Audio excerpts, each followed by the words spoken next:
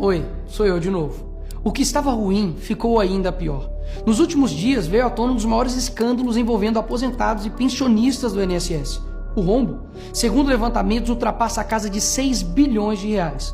4 milhões de idosos roubados e a maioria das vítimas do Norte e Nordeste. Mas isso todo mundo já sabe. O que eles não te contaram é que o escândalo atual era de 6 bilhões. Hoje, com um novo relatório da CGU, mostrou que só em 2023, 35 mil reclamaram de fraude e o valor movimentado, 90 bilhões. 90 bilhões. Nós estamos diante do maior escândalo de corrupção da história do nosso país. E o golpe era o seguinte: aposentados eram filiados sem consentimento, tinham valores descontados direto do contra-cheque ou faziam empréstimos que eles nunca pediram. E daí, quando reclamavam, nada acontecia. Estamos falando do desvio de valores bilionários de pessoas doentes e idosas. Dinheiro que deveria estar no bolso de quem trabalhou a vida inteira e hoje depende da aposentadoria para viver. E é claro, vão espalhar a narrativa de que tudo começou no governo anterior. E já percebeu que no governo passado tudo era culpa só do presidente. E nesse governo nada é culpa do presidente? Mas olha só que interessante. As investigações mostraram que os descontos irregulares já vinham sendo praticados há anos. O que levou o governo Bolsonaro, em 2019, a apresentar a medida provisória 871, justamente para combater esse tipo de fraude em descontos. Ele obrigava os sindicatos e associações a comprovarem a cada 2 anos que o aposentado realmente estava autorizando aquele desconto. Adivinha quem ficou contra? Acertou, a esquerda.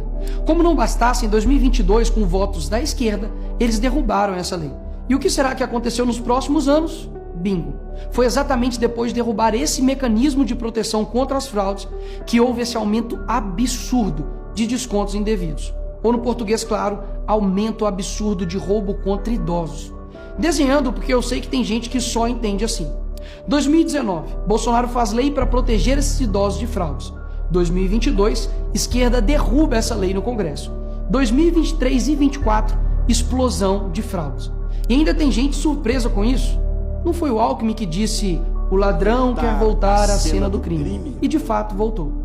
Desde o início do governo Lula, representantes dos ministérios da Previdência participaram de pelo menos 15 reuniões com entidades que hoje estão sendo investigadas. Inclusive, o próprio ministro Carlos Lupe e o ex-presidente do INSS, Alessandro Stefanuto, estiveram em 8 dessas reuniões. A entidade que mais participou dos encontros com os ministros foi a CONTAG, justamente a organização que mais roubou o dinheiro dos aposentados.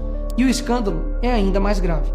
O relatório de auditoria da CGU revelou que, em muitos casos, as autorizações para descontos foram feitas em nome de pessoas que sequer tinham condições de manifestar a sua vontade. Foram encontradas situações absurdas.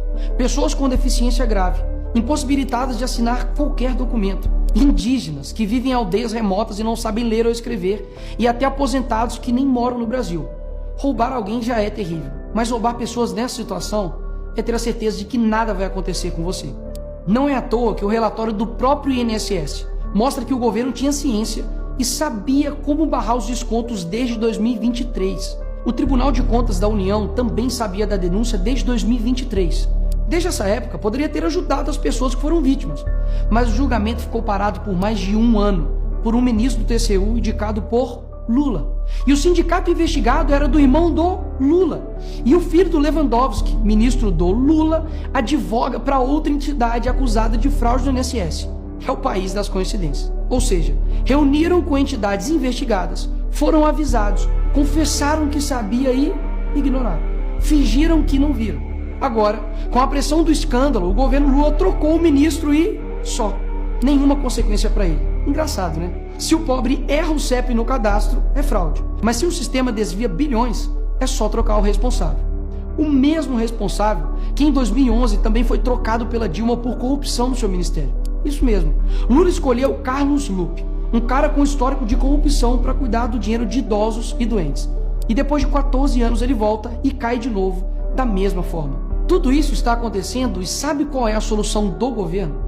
O INSS usará o dinheiro do povo e devolverá o dinheiro aos aposentados e pensionistas. Traduzindo, as vítimas vão ressarcir o prejuízo das vítimas.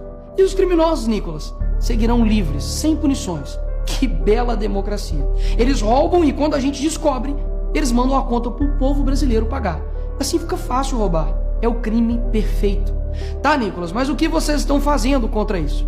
Eu e a oposição apresentamos um projeto de lei para proibir definitivamente esse tipo de desconto automático no INSS. E mais, preciso da sua ajuda para poder pedir para instalar a CPI dos roubos dos aposentados.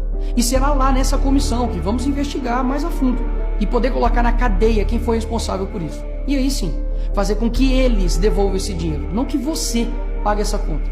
Vá até a rede social do Hugo Mota e Davi Alcolumbre e peça para que essa comissão seja instalada. E por fim, vá urgente ao seu banco ou veja o extrato na sua conta pelo celular e veja se há algum desconto indevido. Só assim, você saberá que está sendo roubado ou não e peça o cancelamento imediato desse roubo. E sim, o tempo passa rápido. Eu sei que muitos não pensam no futuro, mas um dia ele chegará. E que nesse dia tenhamos feito algo para chegar aqui diferente do que estamos vivendo agora. Ninguém aguenta mais um país que só desanima a gente a cada notícia. Mas para chegar aqui diferente, a gente precisa fazer algo diferente agora. Porque o partido que prometeu cuidar do povo, um presidente que se colocou como o pai dos pobres, acabou explorando quem eles mais juraram defender.